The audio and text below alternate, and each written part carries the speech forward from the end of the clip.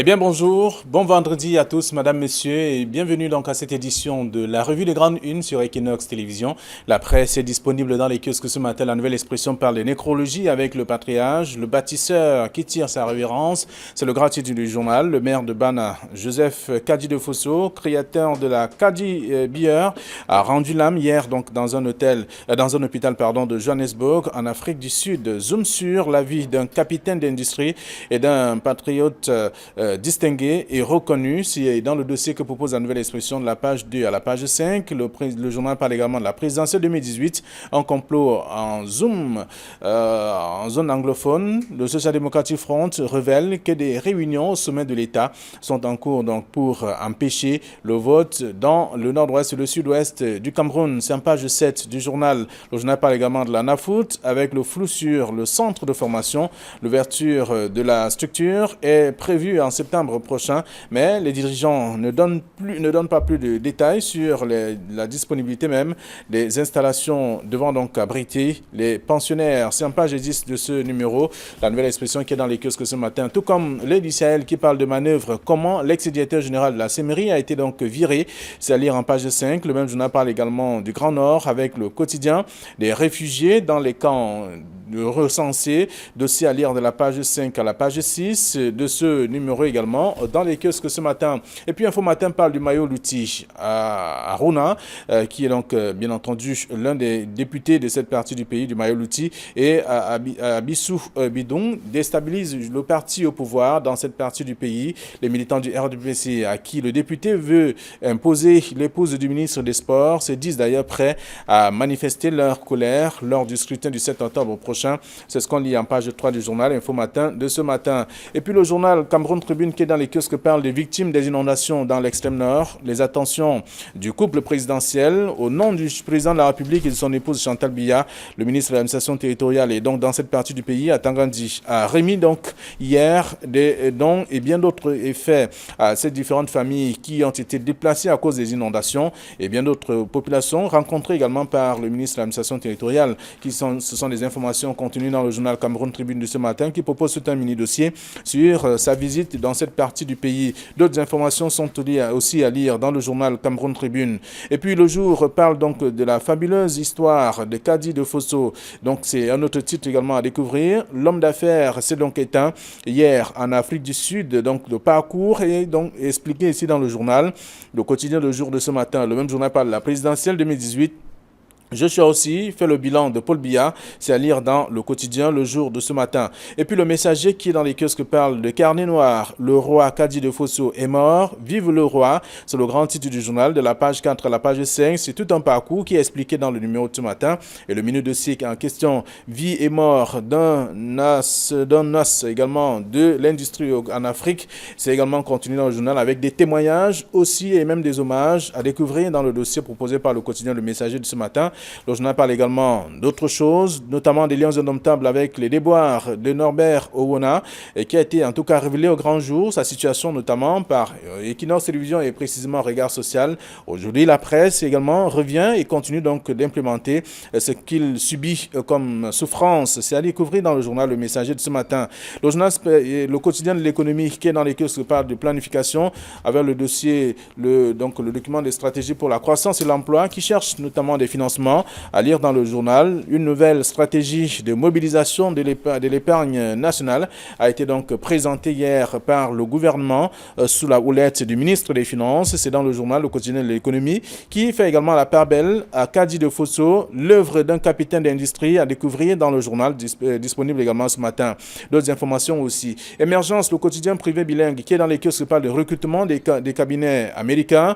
Quelle plus-value pour l'image de Paul Biya? C'est une grosse question, mais 10 experts se déchirent sur cette question également. C'est à lire dans le dossier proposé par le journal Émergence et avec également un clin d'œil à Kadi de Fosso qui est décédé en Afrique du Sud. C'est dans le même journal. D'autres informations aussi à lire dans Émergence de ce matin. Mutation parle de la présidentielle 2018. Ce qu'il propose aux Camerounais, ce sont ces candidats, en tout cas, revue de projet de société donc de ces 9 candidats à la présidentielle à découvrir dans le journal disponible ce matin. dans ces mutations et également d'autres informations aussi. Avec également toutes ces infos, on découvre également le Soir hebdomadaire qui parle notamment de l'hommage, ces grandes figures qu'on n'oubliera jamais. On parle bien entendu de Kadi Fosso et bien entendu de Kofi Annan, qui sont des visages et les hommes bien connus de l'Afrique et qui ont marqué l'histoire sur plusieurs plans. C'est à lire dans le dossier proposé par le Soir hebdomadaire. Et puis l'essentiel pour terminer, il s'intéresse à Kadi Fosso, mort d'un grand Camerounais,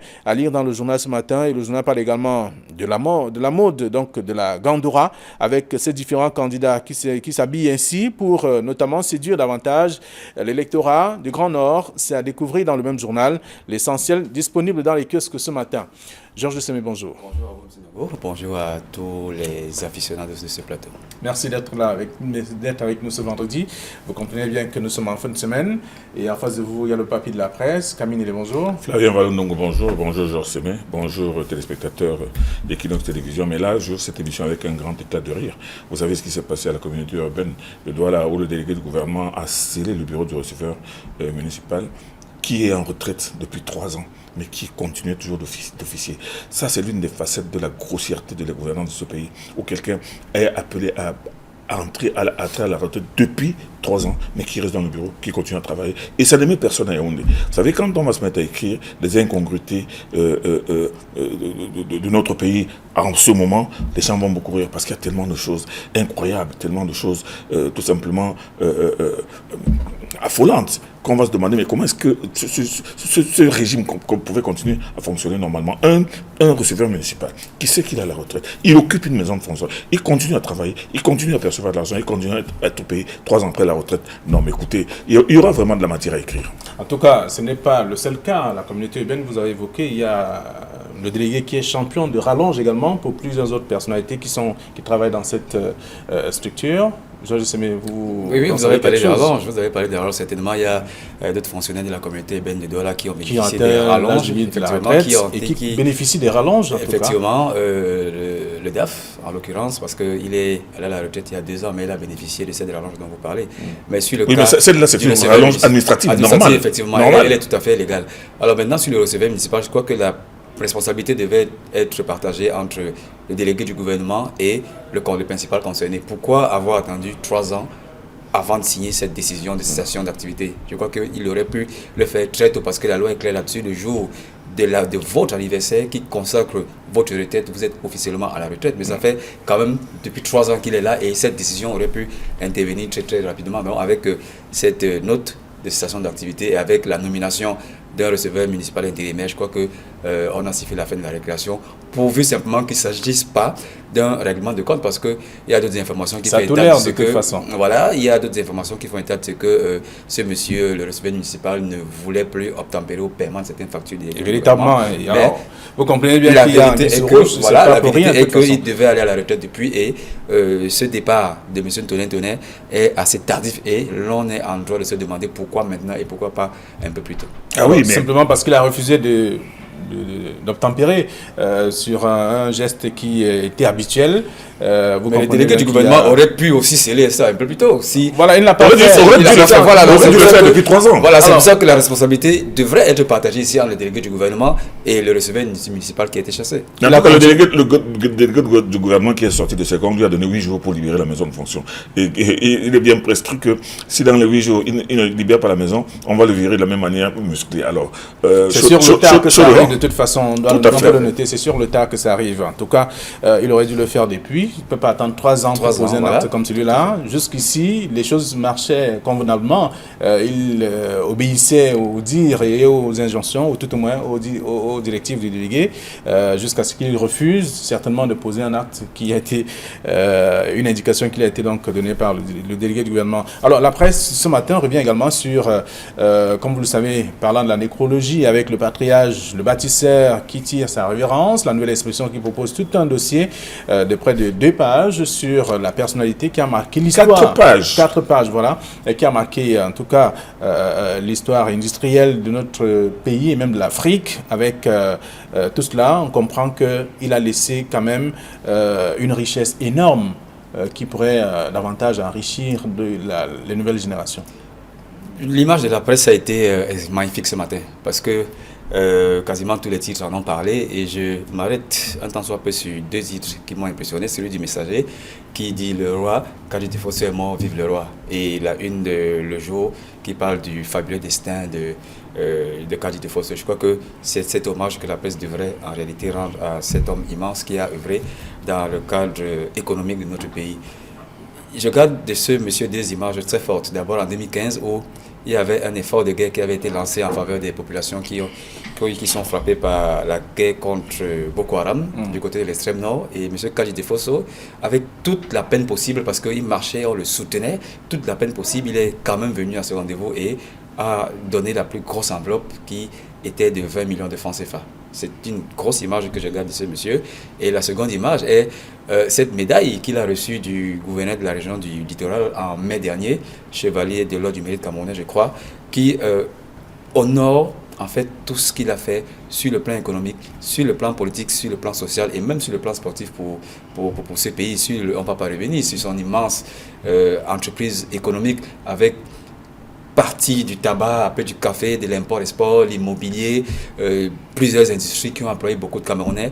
Également, sa dernière œuvre, tout le monde se rappelle de ce supermarché qui a été inauguré du côté de Bonaplaisir, le Kandji Square, et la Kandji Sport Academy, que va-t-on dire, qui a formé d'importants joueurs. Et je crois que c'est la première quand même école de formation des footballeurs de notre pays. Donc ce monsieur a laissé un passé immense au Cameroun. Et je crois qu'au lieu de pleurer, on devrait plutôt lui accorder une standing ovation pour tout ce qu'il a fait pour le Cameroun. Très bien. Alors, Camille Nelly, vous vous êtes prononcé sur le sujet déjà. Vous voulez dire autre chose ce matin? Non, je voulais dire que je n'aime pas le titre du Messager qui dit le roi est mort, vive le roi. Vous savez, c'est une formule consacrée qui, dans les monarchies, quand le roi est mort, on annonce la mort du roi et on disait vive le roi, vive le nouveau roi. Bon, maintenant, quel est le nouveau roi? Parce que Kandji, ce que les gens ne savent certainement, Kandji est mort. Kandji tenait jusqu'à 95 ans lui-même personnellement les rênes de son immense empire. Aujourd'hui qu'il est mort, il est évident que le problème va se poser quant à l'héritage direct de la gestion de tout cet empire. Donc vive le roi, vive quel roi? Vive le roi est mort. Vive ce roi qui est mort, maintenant, on attend de voir celui qui va maintenant succéder à la tête de l'Empire. C'est pour ça que je n'aime pas beaucoup cette formulation, mais qui aussi vaut son pesant dans. Cependant, il est évident qu'avec cette présence de Kandji Fosso dans tous les médias, à la une de tous les journaux, dans les bulletins d'information de toutes les télés, ça démontre tout de même que ce monsieur était un géant de l'économie dans ce pays. Très bien.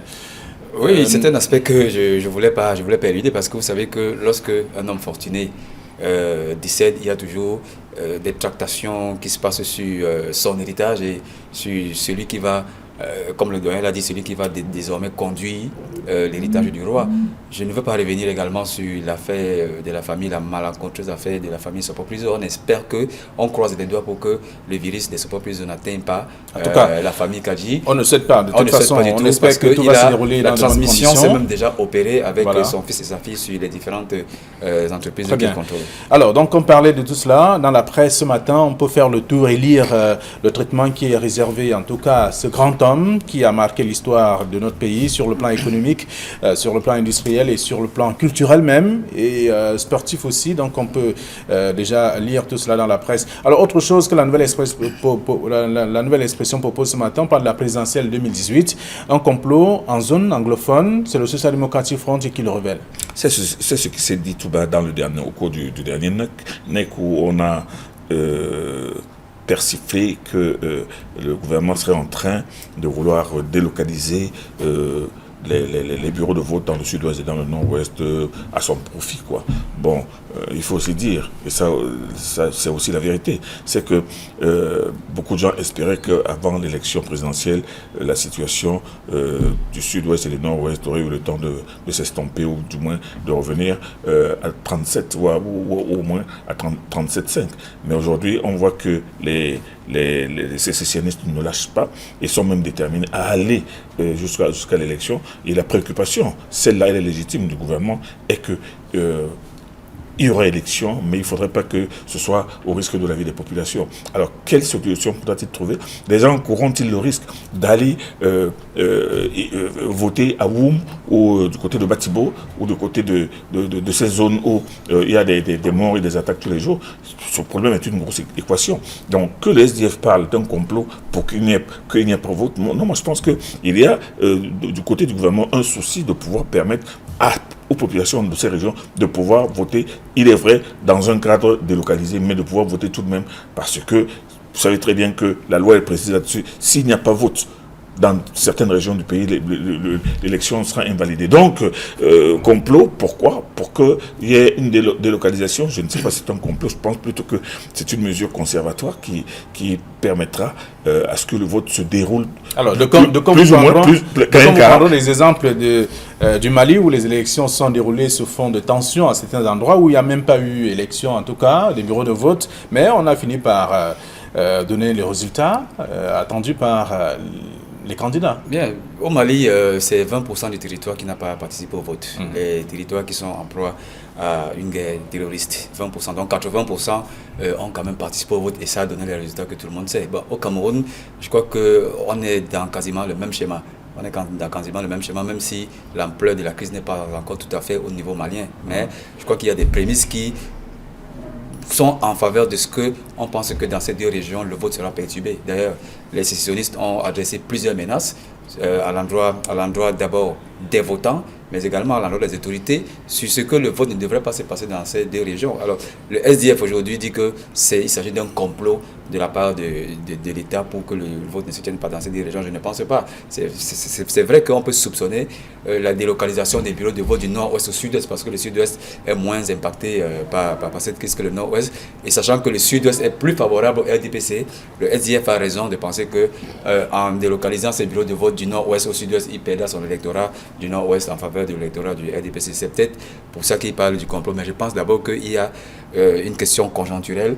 Le vote sera certainement perturbé de ce côté et l'État sont en train de trouver les voies et moyens afin que le vote se déroule quand même dans ces deux régions, même si c'est de façon partielle, mais qui se déroule quand même afin qu'on ait un vote quasi intégral qui couvre toutes les 10 régions du Cameroun. Et le Premier ministre sort d'une tournée d'une semaine là-bas. Je crois qu'avant lui, M. Atangandi a séjourné. Et je pense qu'ils sont en train de trouver toutes les solutions pour que le vote se tienne, même s'il s'agit d'une délocalisation, qu'il se tienne quand même dans ces deux régions. Alors, on a appris justement de la bouche du ministre de l'administration territoriale que toutes les mesures sont en train d'être prises pour que les votants soient en sécurité et que les CAM également soient aussi protégés contre toutes les éventuelles attaques qui pourraient donc survenir avant, pendant et après le scrutin. Donc c'est à lire également dans la presse. Autre chose que propose le journal, on parle de la crise anglophone, 117 villages attaqués et brûlés. Ben oui, ça c'est le bilan. Oui, mais ça c'est le bilan. Et le bilan, on ne sait pas si c'est un bilan provisoire. Parce que vous savez très bien que depuis le début de cette crise, cette partie du pays est en proie à des incendies, à des destructions. Et c'est le centre l'épicentre pour les droits humains et la démocratie en Afrique qui le révèle après une enquête menée. Oui, mais cette enquête menée, elle est là pour compter les villages qui sont pollués, les populations qui sont déplacées, en fait des conséquences de cette crise-là. Mais maintenant, le problème c'est quelle solution? Comment faire pour amener les populations? Comment faire pour faire taire les armes? Comment faire pour amener les belligérants? Et moi, quand je parle des belligérants, je parle beaucoup plus des groupes armés qui attaquent, qui, au nom de la liberté, de leur liberté de vouloir créer leur propre pays, sont en train de s'en prendre à leurs propres frères. Bon, à moins qu'eux, ils estiment qu'ils ne sont plus Camerounais, et d'ailleurs, c'est ce qu'ils pensent d'ailleurs, puisqu'ils appellent les soldats du Cameroun la République du Cameroun, et qu'eux, ils sont ambazoniens. Alors, leurs cousins d'hier, ils les massacrent. Ils brûlent leurs villages, ils brûlent leurs écoles. Ils ne pensent même pas à l'avenir. Voilà la rentrée qui est en train de vouloir commencer. Ils se foutent pas mal de l'avenir de ces enfants qui devaient aller à l'école, qui devaient aller dans les collèges. Donc, ce bilan-là n'est pas exhaustif et il n'a pas fini de s'allonger. Mais moi, je pense que quand on fait le compte, c'est de plus en plus lourd et c'est pas bien. C'est pas bon pour le Cameroun, c'est pas bon pour la jeunesse, c'est pas bon pour l'émergence de ce pays. Alors, c'est un rapport qui exagère 177 villages ou simplement pour créer davantage la psychose? Le doyen dit que c'est un bilan qui n'est pas exhaustif et qui peut s'alourdir, mais je pense quand même que 117 villages, c'est un peu trop. 117 villages, je crois que c'est quasiment tous les villages de la région du nord-ouest et du sud-est qui n'existent plus. Il y a des villages qui ont été attaqués, bien évidemment. Il y a également des édifices publics qui ont été attaqués. Je ne sais pas si ce rapport dont je n'ai pas pris connaissance ressort également. Parce que quand on dit 117 villages attaqués et brûlés, c'est certainement du fait des forces de l'ordre camerounaises. Alors, il faudrait qu'on note également qu'il y a des expéditions punitives qui sont effectuées à l'encontre des symboles de l'État et des édifices publics et même des établissements scolaires, des centres de santé. Sinon, ce ne serait pas un rapport équilibré. Mais sur le nombre de 117 villages, je crois que c'est assez gros, même si on a des images qui nous reviennent de ce que certains villages ont été attaqués dans le cadre de la crise anglophone. Mais il faut que ce soit équilibré. Parce que quand on dit village attaqué et brûlé, c'est pour faire porter le chapeau à l'armée camerounaise. Or, les historistes également, ils attaquent les édifices publics, ils brûlent les centres de santé et tous les symboles qui représentent l'État. Mais justement, quand vous dites également, c'est eux les gestionnistes qui commencent, c'est eux qui viennent terroriser les villages, c'est eux qui tirent sur les gens, c'est eux qui brûlent les symboles de l'État dans les villages, qui brûlent les écoles, qui brûlent les centres de santé. À ce moment, en réaction, l'État, l'armée camerounaise, qui a le devoir non seulement d'assurer la sécurité des personnes et des biens, mais au moins de maintenir la paix. À ce moment-là, l'armée arrive. Mais ne dites pas que l'armée serait arrivée pour brûler les villages, alors qu'il n'y a rien là-dedans. Et c'est une histoire qui est vraiment affolante. Elle est affolante parce qu'on se retrouve dans une histoire où, et c'est là que moi je pointe un doigt accusateur sur ces ONG, les droits de protection des droits de l'homme, tout ça, qui ne font que des rapports accusateurs contre l'armée du Cameroun, en sachant très bien ce que c'est qu'une guerre, qu'il n'y a pas de guerre propre et que dans la guerre, il y a des gens qui attaquent et d'autres qui se défendent ou d'autres qui défendent. Donc, moi, je pense que 117 villages désertés, moi, je ne pense pas que ce soit trop gros. Vous savez, il y a des petits villages, des petits hameaux. Ça fait au moins 5000 maisons, doyen. Ça fait au moins 5000 maisons. 5000 maisons, mais seulement, regardez un peu tout ce qui se passe entre Kumba et Batibo. Regardez tout ce qui se passe du côté de Konotiti. Regardez tout ce qui se passe du côté même de Woum. Parce qu'on est entre... Vous dites que l'épicentre, c'est dans le nord-ouest, mais c'est beaucoup plus dans le sud-ouest. Regardez du côté de Woum, où cette nuit encore, il y a eu un clash entre les forces de l'ordre et des bandes armées. Donc moi je pense que c'est une situation qui est assez intenable et qui, pour ces gens-là, ces gens-là veulent absolument que l'élection arrive et trouvent cette situation et qu'ils puissent pas avoir élection dans ce qu'ils appellent leur propre pays. Avant les élections, il y a la rentrée scolaire également. Donc, voilà. Ce sont des faits. De toute façon, le journal revient sur la question parlant de 177 villages attaqués et brûlés. Et c'est donc ce que révèle le Centre pour les droits humains et la démocratie en Afrique, alors qu'on attend bien entendu les élèves en début septembre. C'est à lire en page 6 du journal, disponible dans les kiosques ce matin. Émergence parle donc de recrutement des cabinets américains. Il se pose une question, quelle plus-value pour l'image de Paul Biya?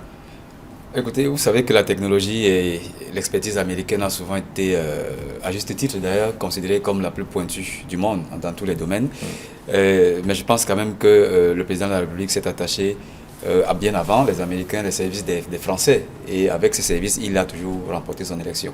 Et cette fois-ci, il veut les Américains, il la remportera toujours. Mais pourquoi n'avoir pas pensé à une expertise locale? On s'interroge toujours quand on voit le montant de l'enveloppe qui sera dépensée pour ces Américains. Alors que le même service, puisque l'expertise locale est formée à l'étranger, le même service aurait pu être octroyé localement avec le même rendement et avec une victoire au bout de l'élection. Mais on a préféré s'attacher des services étrangers. Il est libre de confiance peut-être. Bien sûr, il est libre de faire ce qu'il veut, mais je crois qu'on aurait économisé assez d'argent et permettre à ces entreprises locales de démontrer le savoir-faire en les impliquant dans la campagne, dans le polissement de l'image du président de la République. Mais il a choisi l'expertise étrangère. Bien, je crois qu'il a les moyens pour ça et il n'avait pas besoin de ça quand on sait que il dispose de tous les instruments pour lui permettre de gagner. Il aurait mieux fait de consommer camerounais, de rester dans le slogan pour lequel lui-même il milite,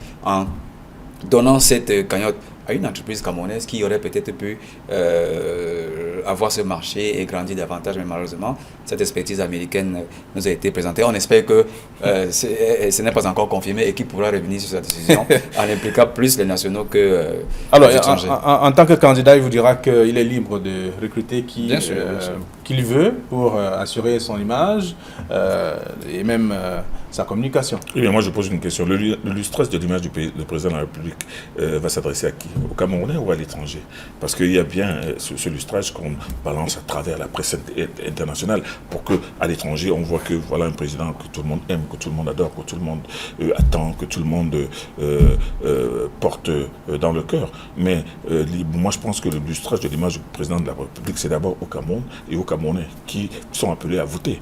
Donc aujourd'hui, il y a quelque chose qui me fait un peu tiquer, parce que quand on lit les titres des journaux, quand on voit les opérations de préparation de cette campagne présidentielle, quand on voit les millions d'argent qui sont cotisés à gauche et à droite pour financer l'élection du président de la République, du candidat sortant, ce qu'on n'a jamais d'ailleurs vu dans aucun pays au monde.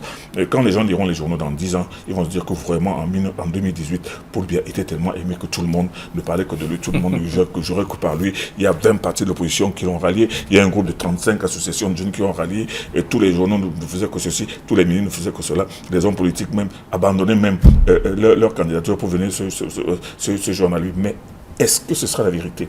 Le lustrage de l'image du chef de l'État, moi je pense qu'il n'y a pas meilleur lustrage que sa présence lui-même, elle-même auprès des Camerounais. Sa présence au sud-ouest, au nord-ouest, sa présence à l'extrême nord, et surtout sa présence sa proximité avec les Camerounais. C'était ça la meilleure image. Donc moi je dis qu'on a vu au début des années alors donc Émergence a raison de poser cette question. Quelle plus-value pour l'image de Paul Biya? Dans une élection, je ne sais plus quelle année, on avait présenté Paul Biya comme l'homme lion. Vous savez que ça a été une image catastrophique, t'as le lion qui bouffe tout le monde. Le lion, mais alors que dans la tête du cabinet français, qui se dit que le lion c'est le roi de la forêt, c'est lui que tout le monde aime.